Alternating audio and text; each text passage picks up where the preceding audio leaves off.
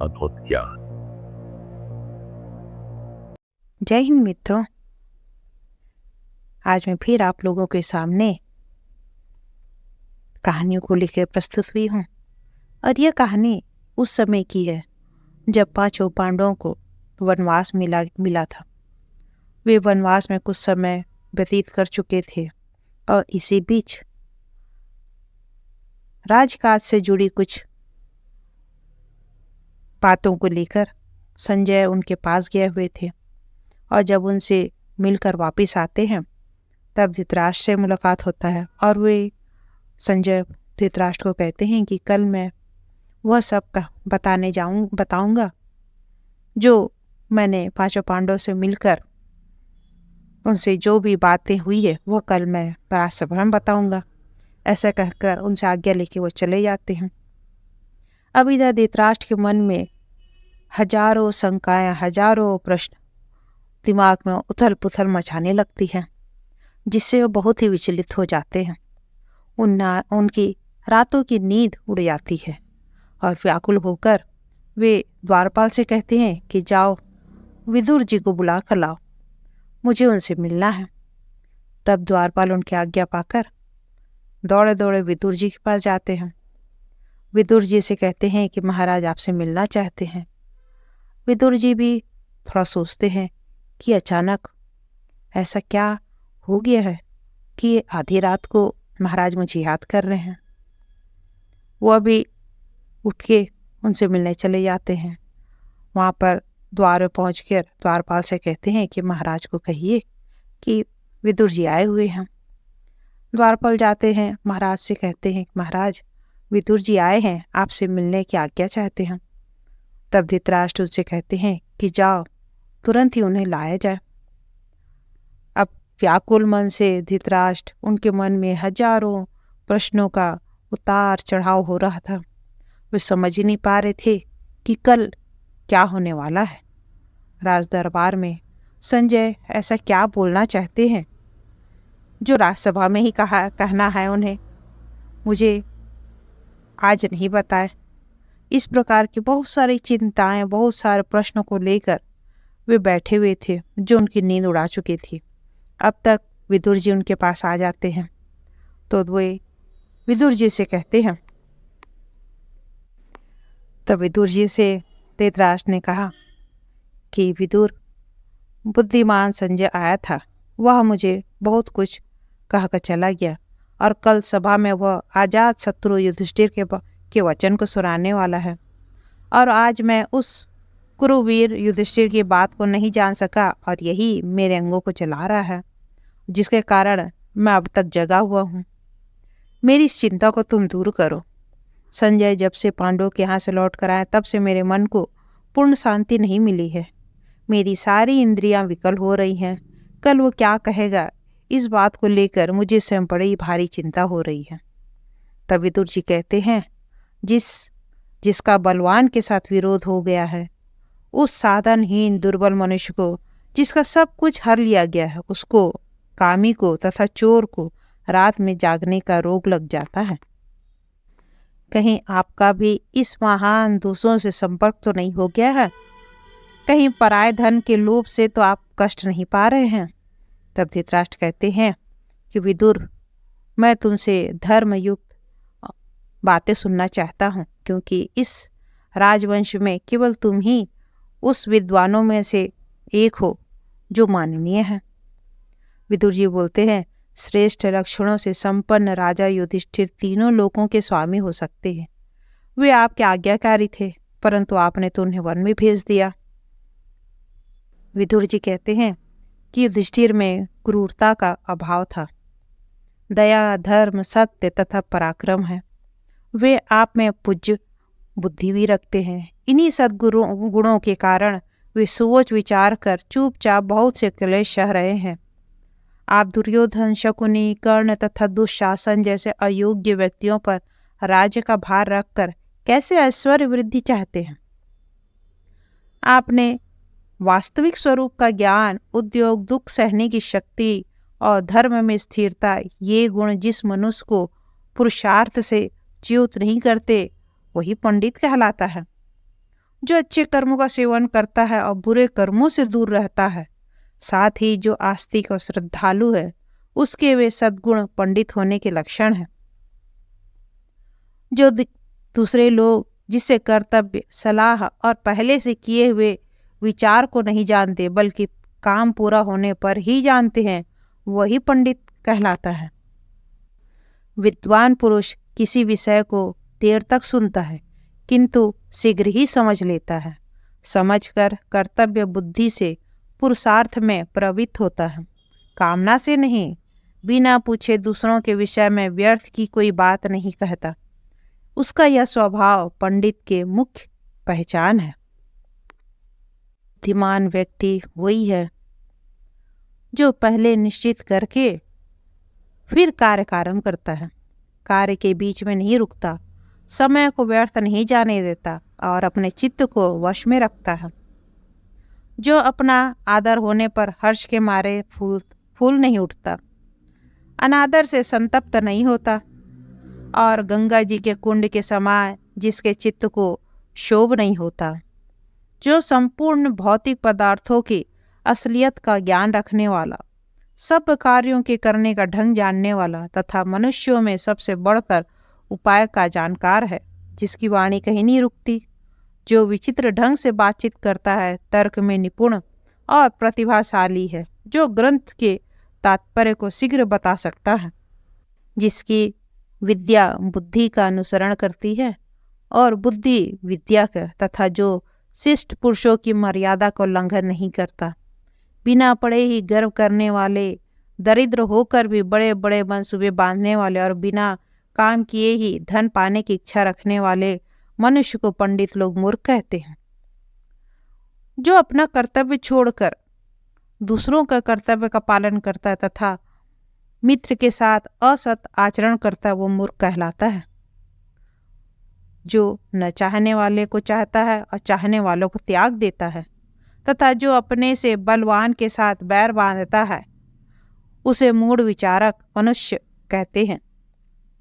जो शत्रु को मित्र बनाता तथा मित्र से द्वेष करते हुए उसे कष्ट पहुंचाता तथा सदा बुरे कर्मों का आरंभ करता, उस मूढ़ चित्त वाला कहलाता है।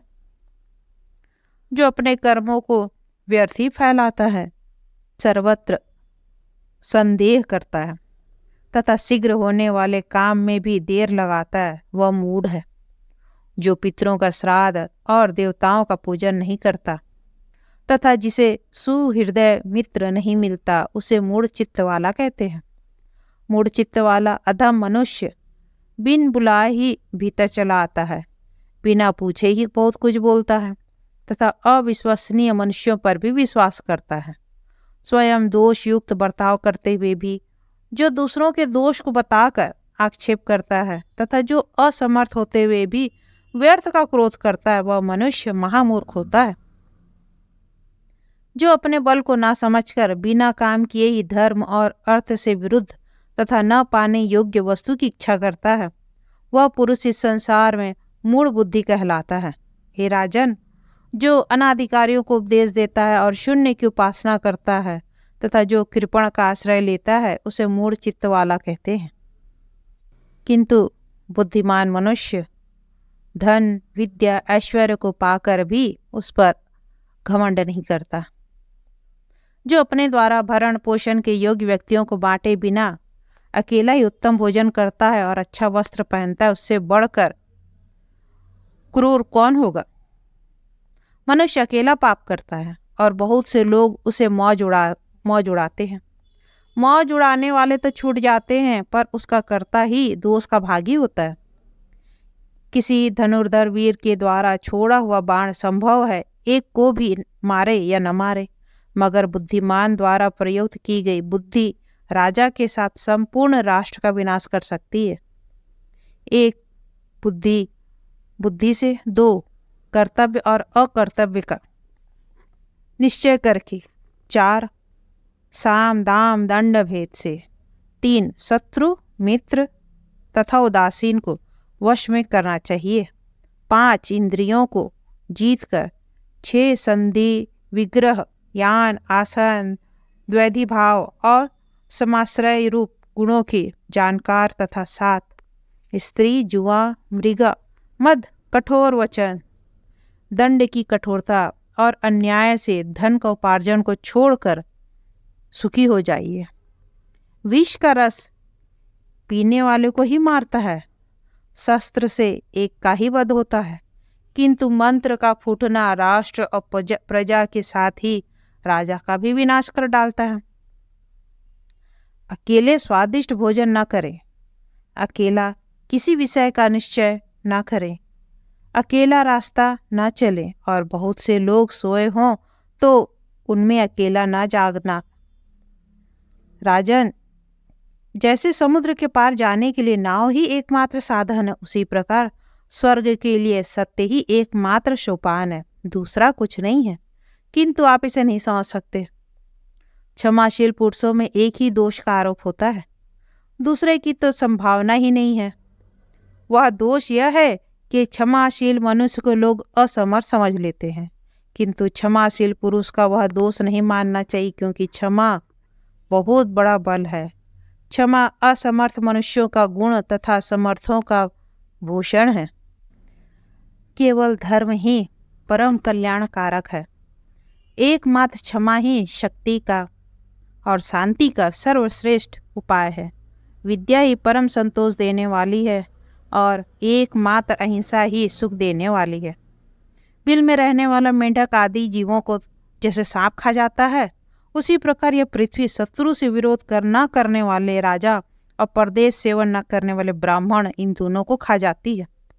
जरा भी कठोर न बोलना और दुष्ट पुरुषों का आदर न करना, इन दोनों कर्मों को करने वाला मनुष्य इस लोक में विशेष शोभा पाता है। दूसरी स्त्री द्वारा चाहे गए पुरुष की कामना करने वाली स्त्रियां तथा दूसरों के द्वारा पूजित मनुष्य का आदर करने वाले पुरुष, ये दो प्रकार के लोग दूसरों पर विश्वास करके चलने वाले हैं। जो निर्धन होकर भी बहुत बहुमूल्य वस्तुओं की इच्छा रखता है और असमर्थ होकर भी क्रोध करता है, ये दोनों ही अपने शरीर को सुख देने वाला कांटों के समान है। दो ही अपने विपरीत कर्म के कारण शोभा नहीं पाते हैं, अकर्मण्य गृहस्थ और प्रपंच में लगा हुआ सन्यासी। राजन, ये दो प्रकार के पुरुष स्वर्ग से के भी ऊपर स्थान पाते हैं। शक्तिशाली होने पर भी क्षमा करने वाला और निर्धन होने पर भी दान देने वाला। न्याय पूर्वक उपार्जित किए हुए धन के दो ही दुरुपयोग समझने चाहिए, अपात्र को देना और सत्पात्र को न देना। जो धनी होने पर भी दान न दे और दरिद्र होने पर भी कष्ट सहन न कर सके, इन दो प्रकार के मनुष्यों को गले में मजबूत पत्थर बांधकर पानी में डुबो देना चाहिए। राजन, उत्तम, मध्यम और अधम, ये तीन प्रकार के पुरुष होते हैं। इनको यथा योग्य तीन ही प्रकार के कर्मों में लगाना चाहिए। तीन ही धन के अधिकारी नहीं माने जाते हैं, स्त्री, पुत्र तथा दास। यह जो कुछ कमाते हैं वह धन उसी का ही होता है जिसके अधीन ये रहते हैं। दूसरों के धन का हरण, दूसरों की स्त्री का संसर्ग तथा सुहृदय मित्र का परित्याग, ये तीन ही दोष नाश करने वाले होते हैं। काम, क्रोध और लोभ, ये आत्मा का नाश करने वाले नरक के तीन दरवाजे हैं, अतः इन तीनों का त्याग करना चाहिए। वरदान पाना, राज्य की प्राप्ति और पुत्र का जन्म, ये तीन एक और शत्रु के कष्ट से छूटना यह एक तरफ। वे तीन और यह एक बराबर ही है। भक्त, सेवक तथा मैं आपका ही हूँ ऐसा कहने वाला, इन तीन प्रकार के शरणागत मनुष्यों को संकट पड़ने पर भी नहीं छोड़ना चाहिए। थोड़ी बुद्धि वाले, दीर्घसूत्री, जल्दबाज और स्तुति करने वाले लोगों के साथ गुप्त सलाह कभी नहीं करनी चाहिए। ये चारों महाबली राजा के लिए त्यागने योग्य बताए गए हैं। विद्वान पुरुष ऐसे लोगों को पहचान लेते हैं। गृहस्थ धर्म में स्थित लक्ष्मीवान आपके घर में चार प्रकार के मनुष्यों को सदा रहना चाहिए।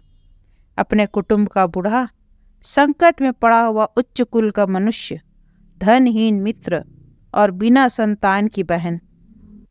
विदुर कहते हैं कि महाराज, इंद्र के पूछने पर उनसे बृहस्पति जी ने जिन 4 तत्वों को तत्काल फल देने वाला बताया गया वो मैं आपको बताता हूँ। देवताओं का संकल्प, बुद्धिमानों का प्रभाव, विद्वानों की नम्रता और पापियों का विनाश। 4 कर्म भय को दूर करने वाला है, किंतु वे ही यदि ठीक तरह से संपादित ना हो तो भय प्रदान करते हैं। वे कर्म हैं आदर के साथ अग्निहोत्र, आदर पूर्वक मौन का पालन, आदर पूर्वक स्वाध्याय और आदर के साथ यज्ञ का अनुष्ठान। पिता, माता, अग्नि, आत्मा और गुरु मनुष्य को इन 5 अग्नियों की बड़े यत्न से सेवा करनी चाहिए। देवता, पितर, मनुष्य, सन्यासी और अतिथि, इन 5 की पूजा करने वाला मनुष्य शुद्ध यश प्राप्त करता है। राजन, यदि आप जहाँ जहाँ जाएंगे वहाँ वहाँ मित्र और शत्रु, उदासीन, आश्रय देने वाले तथा आश्रय पाने वाले, ये 5 आपके पीछे लगे रहेंगे। अर्थात आपको हर जगह वे सब दिखेंगे। 5 ज्ञान इंद्रियों वाले पुरुष की यदि एक भी इंद्रिय छिद्र अर्थात दोष युक्त हो जाए तो उससे उसकी बुद्धि इस प्रकार बाहर निकल जाती जैसे मशक से के छेद से पानी। ऐश्वर्य या उन्नति चाहने वाले पुरुष को नींद, तंद्रा, डर, क्रोध, आलस्य, दीर्घसूत्रता अर्थात जल्दी हो जाने वाले काम में अधिक देरी लगने की आदत, इन 6 दुर्गुणों को त्याग देना चाहिए। उपदेश न देने वाले आचार्य, मंत्रोच्चारण न करने वाले होता है, रक्षा करने में असमर्थ राजा, कटु वचन बोलने वाली स्त्री, ग्राम में रहने की इच्छा वाले ग्वाले तथा वन में रहने की इच्छा वाली नाई, इन 6 को उसी भांति छोड़ देना चाहिए जैसे समुद्र की सैर करने वाला मनुष्य फटी हुई नाव का त्याग कर देता है। मनुष्य को कभी भी सत्य, दान, कर्मण्यता, अनसूया, क्षमा तथा धैर्य, इन 6 गुणों को त्याग नहीं करना चाहिए। धन की आय, नित्य निरोग रहना, स्त्री का अनुकूल तथा प्रियवादिनी होना, पुत्र के आज्ञा के अंदर रहना तथा धन पैदा करने वाले विद्या का ज्ञान, ये 6 बातें इस मनुष्य लोक में सुखदायिनी होती है। मन में नित्य रहने वाले 6 शत्रु, काम, क्रोध, लोभ, मोह, मद तथा मात्सर्य को जो वश में कर लेता है वह जितेंद्रिय पुरुष पापों से ही लिप्त नहीं होता, फिर उनको उनमें उत्पन्न होने वाले अनार्थों को की बात ही क्या। इस प्रकार 6 प्रकार के मनुष्य 6 प्रकार के लोगों से अपनी जीविका चलाते हैं। सात्विक उपलब्धि नहीं होती है। चोर, असावधान पुरुष से, वैद्य रोगी से, मत वाली स्त्रियां कामियों से, पुरोहित यजमानों से, राजा झगड़ने वालों से तथा विद्वान पुरुष मूर्खों से अपनी जीविका चलाते हैं। क्षण भर देख रेख न करने से गौ सेवा, खेती, स्त्री विद्या तथा शूद्रों से मेल, ये 6 नष्ट हो जाते हैं। ये 6 सदा अपने पूर्व उपकारी का अनादर करते हैं। शिक्षा समाप्त हो जाने पर शिष्य आचार्य का, विवाहित बेटे माता का, काम वासना की शांति हो जाने पर मनुष्य स्त्री का, कृत कार्य पुरुष सहायक का, नदी की दुर्गम धारा पार कर लेने वाले मनुष्य पुरुष नाव का तथा रोगी पुरुष रोग छूट जाने से वैद्य का तिरस्कार कर देते हैं। निरोग रहना, ऋणी न होना, परदेश में न रहना, अच्छे लोगों के साथ मेल होना, अपनी वृत्तियों से जीविका चलाना और निडर होकर रहना, ये 6 मनुष्य लोक के सुख हैं। ईर्ष्या करने वाला, घृणा करने वाला, असंतोषी, क्रोधी, सदा शंकित रहने वाला और दूसरों के भाग्य पर जीवन निर्वाह करने वाला, ये 6 सदा दुखी रहते हैं। स्त्री विषयक आसक्ति, जुआ, शिकार, मद्यपान, वचन की कठोरता, अत्यंत कठोर दंड देना और धन का दुरुपयोग करना, ये 7 दुखदायी दोष राजा को सदा त्याग देने चाहिए। इनसे दृढ़मूल राजा भी प्राय नष्ट हो जाते हैं। विनाश के मुख में पड़ने वाले मनुष्य के 8 पूर्व चिन्ह हैं। प्रथम तो वह ब्राह्मणों से द्वेष करता है, फिर उनके विरोध का पात्र बनता है, ब्राह्मणों का धन हड़प लेता है, उनको मारना चाहता है, ब्राह्मणों की निंदा में आनंद मनाता है, उनकी प्रशंसा सुनना नहीं चाहता, यज्ञ याग आदि में उनका स्मरण नहीं करता तथा कुछ मांगने पर उनमें दोष निकालने लगता है। इन सब दोषों को बुद्धिमान मनुष्य समझे और समझ का त्याग दे। मित्रों से समागम, अधिक धन की प्राप्ति, पुत्र का आलिंगन, मैथुन में प्रवृत्ति, समय पर प्रिय वचन बोलना, अपने वर्ग के लोगों में उन्नति, अभिष्ट वस्तु की प्राप्ति और जन समाज में सम्मान, ये 8 हर्ष के सार दिखाई देते हैं और ये ही अपने लौकिक सुख के भी साधन होते हैं। बुद्धि, कुलीनता, इंद्रिय निग्रह, शास्त्र ज्ञान, पराक्रम, अधिक ना बोलना, शक्ति के अनुसार दान और कृतज्ञता, ये 8 गुण पुरुष की ख्याति बढ़ाती है। जो विद्वान पुरुष 9 दरवाजे वाले, 3 खंभों वाले तथा 5 साक्षी वाले आत्मा के निवास स्थान इस शरीर रूपी को ग्रह जानता है, वह बहुत बड़ा ज्ञानी है। अर्थात जिसमें आँख, कान आदि ये 9 दरवाजे हैं, 3 खंभों अर्थात वात, पित्त, कफ रूपी, 5 ज्ञानेंद्रिय रूपी, यह सब शरीर रूपी गृह होता है। 10 प्रकार के लोग धर्म को नहीं जानते, उनके नाम सुनो।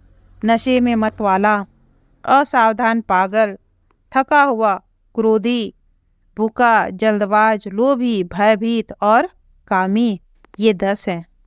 अतः इन सब लोगों में विद्वान पुरुष आसक्ति ना रखें। जो राजा काम और क्रोध का त्याग करता है वह सुपात्र को धन देता है, शास्त्रों का ज्ञाता और कर्तव्य को शीघ्र पूरा करने वाला है, उसे सब लोग प्रमाण मानते हैं। जो मनुष्य में विश्वास उत्पन्न करता है, जिनका अपराध प्रमाणित हो गया है, उन्हीं को दंड देता है। जो दंड देने के न्यूनाधिक मात्र तथा क्षमा का उपयोग जानता है, उस राजा की सेवा में संपूर्ण संपत्ति चली जाती है। विदुर कहते हैं, जो स्वयं ही अधिक लज्जाशील है वह सब लोगों में श्रेष्ठ समझा जाता है। वह अपने अनंत तेज और शुद्ध हृदय एवं एकाग्रता से युक्त होने के कारण कांति में सूर्य के समान शोभा पाता है। शाप से दग्ध राजा पांडु के जो 5 पुत्र वन में उत्पन्न हुए, वे 5 इंद्रियों के समान शक्तिशाली हैं। उन्हें आप ही ने बचपन से पाला और शिक्षा दी, वे भी सदा आपकी आज्ञा का पालन करते रहते हैं। अतः उन्हें आप उनका न्यायोचित राजभाग देकर आप अपने पुत्रों के साथ आनंद से रहिए। हे नरेंद्र, ऐसा करने पर आप देवता और मनुष्य की टीका टिप्पणी के विषय में नहीं रह जाएंगे। इतना होने के बाद विदुर उन्हें बहुत सी ज्ञान की बातें बता रहे हैं, क्योंकि आने वाले दूसरे दिन में संजय क्या कहेंगे उनके लिए उनको तैयार कर रहे हैं। मैं आज के अंक में आपके लिए विदुर नीति को लाई हूँ। अगर तर्क के अनुसार सोचा जाए तो ये उस समय भी विदुर जी ने जो भी ज्ञान की बातें बताई थी उस समय भी सत्य था, और अगर आजकल की वक्त में अगर हम अपने रोज़मर्रा की ज़िंदगी में उनके विचार को सोचें तो आज भी वह उतना ही सत्य है। किंतु हम विचार कम करते हैं, हम सुनते हैं और उसके ऊपर आर्गुमेंट करते हैं, किंतु हम विचार नहीं करते। जिस प्रकार गीता, महाभारत में गीता का ज्ञान जिस प्रकार श्री कृष्ण जी ने दिया था वह उस समय भी उतना ही सत्य था और आज भी उतनी ही सत्य है। आज जब भी हम अपने परेशानियों से डूबे होते हैं और जब हम उस समय गीता को पढ़ते हैं तो हमें पता चलता है कि उनका दिया हुआ ज्ञान हर युग में प्रमाणित हुआ है। ठीक उसी प्रकार विदुर नीति भी जिस प्रकार बताई गई है वह आज भी उतना ही सत्य है।